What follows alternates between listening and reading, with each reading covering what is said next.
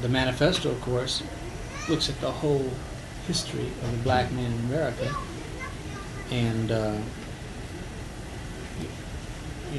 shows or acknowledges the fact of racism in our country and what this has done to black people. Well, what was the response? What seemed to be the response of the meeting? The people there? Of course, you had a bunch of liberals, basically, in a very conservative diocese. But no one there disagreed with the concept of reparations. That was a very... you had a group of people who would agree totally with the Kerner report, and once you acknowledge what racism has done in our country, and once you're acquainted with that, and once you understand the concept of reparations, it's very easy to relate to the history of the black man in this country, the whole concept of white racism. Well, would Foreman be willing to,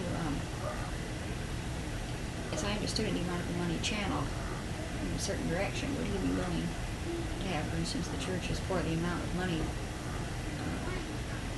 or contribute the amount of money he was asking, but pick their own place where they're going to contribute it? Actually, to say no to that question would be wrong, but there's a certain extent that he would prefer it to be channeled through his office, because part of the manifesto, the part that really wasn't published, is, I won't say detailed, but an outline, let's say, of what this money would go for: establishment of banks, establishment of, particular kinds of businesses, and so on and so forth. But even in the outline presented in the manifesto, the idea was that this would be the necessary way in which the money would be used. The details... Go. Just go. The Go details out, of how the money would be used is open to different, I should say interpretations, but different ways of being used.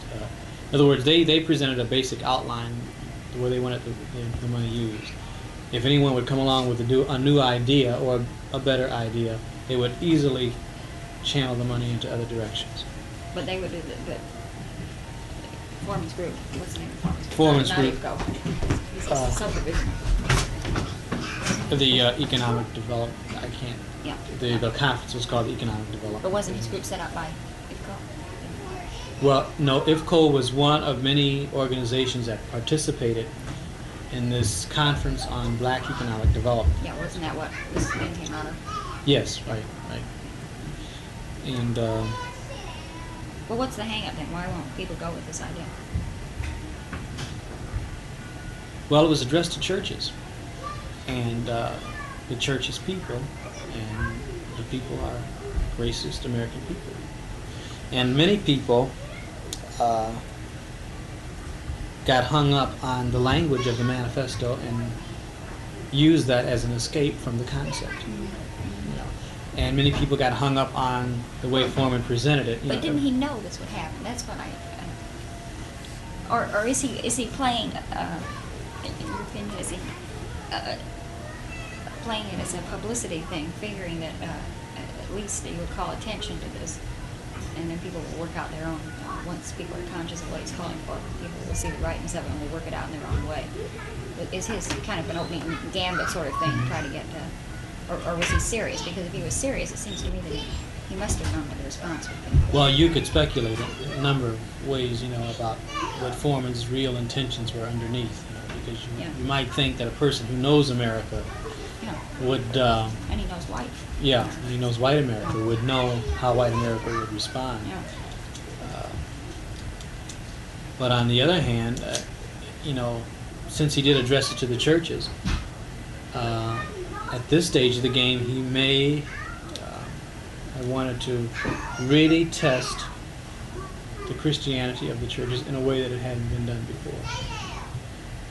This was kind of a new symbolic act, the publication or promulgation of the manifesto,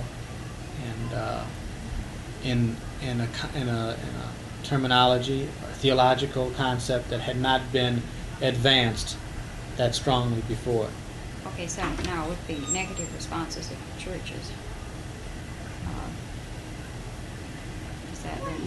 for someone like Foreman, or for someone like yourself, is that, do we then write off the churches completely?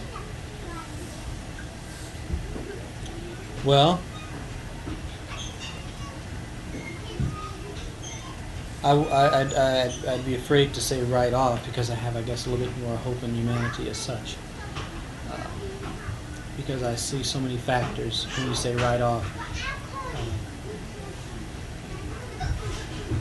I mean, looking at it just in cold, objective way, we would have written off the churches long ago. Yeah. But I think from the point of view of really understanding the problem of ignorance in the church, the problem of the separation that has existed between the races,